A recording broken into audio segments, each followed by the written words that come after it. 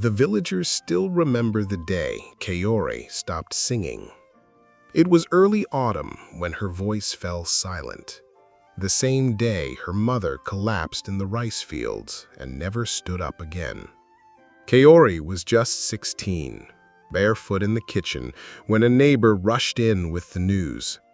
From that moment on, her laughter, once the warmest sound in their mountain village, vanished like morning mist over the pines.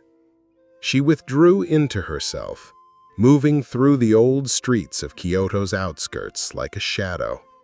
Her eyes, once alight with curiosity, dulled. Days bled into weeks. The village festivals came and went, but Kaori remained quiet, sewing by candlelight in her small wooden home, caring for her younger brother in silence. The only place she visited regularly was the old temple at the edge of the village. Not to pray, not really. She'd sit beneath the crimson maple tree that leaned toward the shrine, staring at the stone steps, hands folded in her lap. Sometimes she'd watch the old monk sweep the temple grounds, his robes whispering against the earth. He never spoke to her, not at first. Until one day, he did. "Do you know why the bamboo never breaks?" he asked, leaning on his broom. Kaori blinked. It had been weeks since someone addressed her by name. "No," she whispered. "It bends," he said simply, "so it can rise again." She nodded politely, but deep down she felt like dry wood, already snapped. Still, she kept returning. And slowly, the old monk began sharing small stories about the stars, about a crane that once saved a man's life, about how silence can be louder than words. One chilly morning, he handed her a small wooden flute. "It's not for music," he said with a wink. "It's for remembering who you are." She took it, reluctantly. But that night, Kaori held it to her lips. At first, no sound came.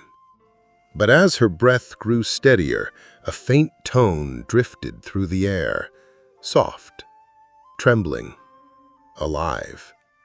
It was the first time she had let herself feel anything. And then something shifted. One morning, a festival was announced, a harvest celebration. Kaori helped make rice balls and even braided her hair again. As the villagers gathered, she stood near the temple tree, watching children laugh and old women dance. For a moment, she thought about walking away.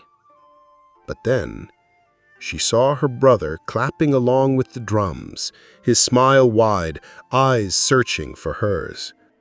That was the moment.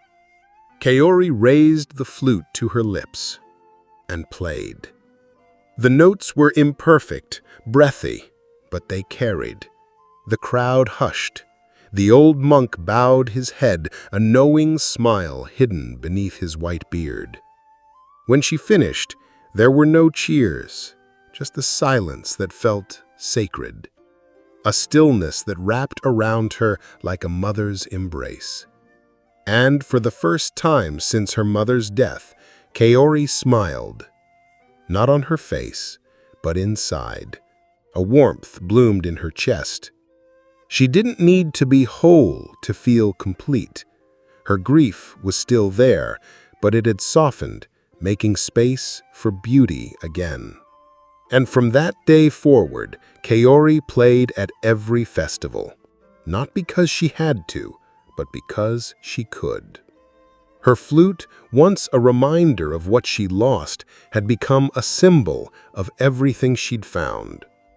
Sometimes the heart doesn't heal by forgetting, but by remembering with love.